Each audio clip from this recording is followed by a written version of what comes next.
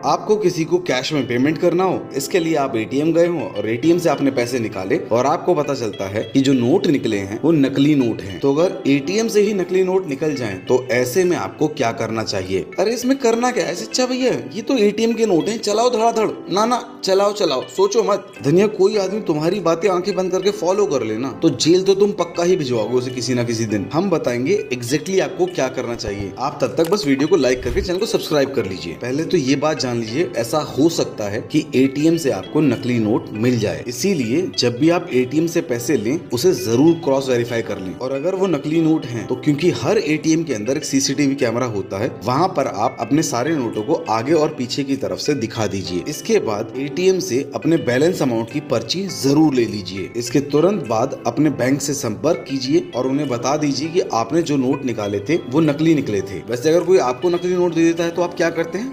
आप बाइक चला रहे हो और आपके पास हेलमेट नहीं हो, या फिर गाड़ी के पॉल्यूशन पेपर नहीं हो, या फिर आपकी गाड़ी का इंश्योरेंस एक्सपायर हो चुका है या है ही नहीं, और ऐसे में सामने खड़े हो पुलिस वाले और आपको उन्हें क्रॉस करना ही पड़े, तो कौन सी निंजा टेक्निक है जिसकी वजह से आपका चालान नहीं कटेगा? और वो कौन कौन से डॉक्यूमेंट होते हैं जो अगर आपके पास हैं तो पुलिस वाले अंकल जी आपको आराम से जाने देंगे? हम राइट टू शिक्षा हैं और कुछ काम का ही सिखाते हैं। देखिए, सबसे पहले जान लीजिए वो डॉक्यूमेंट जो अगर आपके पास हैं तो पुलिस वाले अंकल जी आपको आराम से जाने देंगे। सबसे पहले आपके सिर पे प्रॉपर हेलमेट होना चाहिए। नंबर 2 पर आपका वैलिड ड्राइविंग लाइसेंस होना चाहिए। तीसरे नंबर पे गाड़ी के रजिस्ट्रेशन सर्टिफिकेट होना चाहिए। चौथे नंबर पे इंश्योरेंस और 5वें नंबर पे पॉल्यूशन वाले पेपर होने चाहिए। पर किसी भी वजह से आपके पास ये डॉक्यूमेंट्स नहीं है और आपको पुलिस वाले अंकल जी को क्रॉस करना ही है, तो ऐसे में आप अपनी गाड़ी से उतर जाइए और उसको धक्का देकर पुलिस वाले अंकल जी के सामने से निकल जाइए, क्योंकि गाड़ी को धक्का देकर ले जाने के लिए किसी डॉक्यूमेंट की जरूरत नहीं होती है।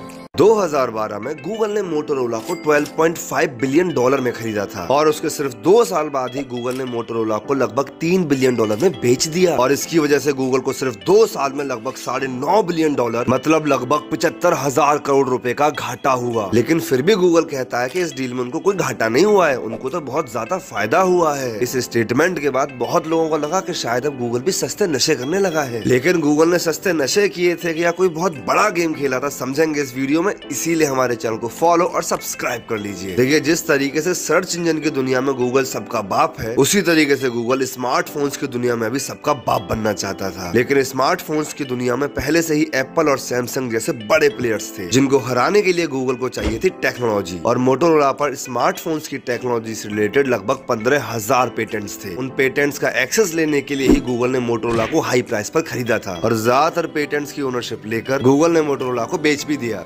देखिए, जब भी कोई हमसे एक बहुत सस्ती कार के बारे में बात करता है तो सबसे पहले दिमाग में नाम आता है टाटा नैनो का, क्योंकि इसको एक लकटकिया कार के नाम से जाना जाता है। लेकिन क्या आप जानते हैं कि टाटा ने एक ऐसी नैनो भी बनाई थी जिसकी कीमत रोल्स रॉयस से भी ज्यादा थी? जी हाँ, सही सुना आपने। इस एक नैनो के बदले आप 2-3 रोल्स रॉयस खरीद सकते थे। अब सवाल आता है कि इस नैनो में ऐसा क्या खास था कि यह इतनी ज्यादा महंगी थी, और टाटा ने आखिर इसको बनाया क्यों था, और इतनी महंगी नैनो आखिर खरीदी किसने? बड़ी इंटरेस्टिंग जानकारी देंगे आपको, इसीलिए हमारे चैनल को फॉलो और सब्सक्राइब कर लीजिए। इंडिया में ज्वेलरी मेकिंग इंडस्ट्री के 5000 साल पूरे होने की खुशी में टाटा ग्रुप ने इस टाटा नैनो को बनाया था। इसे बनाने में 80 किलो 22 कैरेट सोना, 15 किलो चांदी और बहुत सारे हीरो मोती लगे थे। इसीलिए उस वक्त इस टाटा नैनो की कीमत थी 22 करोड़, जो आज बढ़कर 50 करोड़ से भी ज्यादा हो चुकी है, क्योंकि सोने चांदी की कीमतें आजकल आसमान छू रही हैं। इसीलिए उस टाइम पर भी कुछ रईस लोग इस टाटा नैनो को एज एन इन्वेस्टमेंट खरीदना चाहते थे, लेकिन टाटा ग्रुप ने साफ बोल दिया था कि यह टाटा नैनो बिकाऊ नहीं है।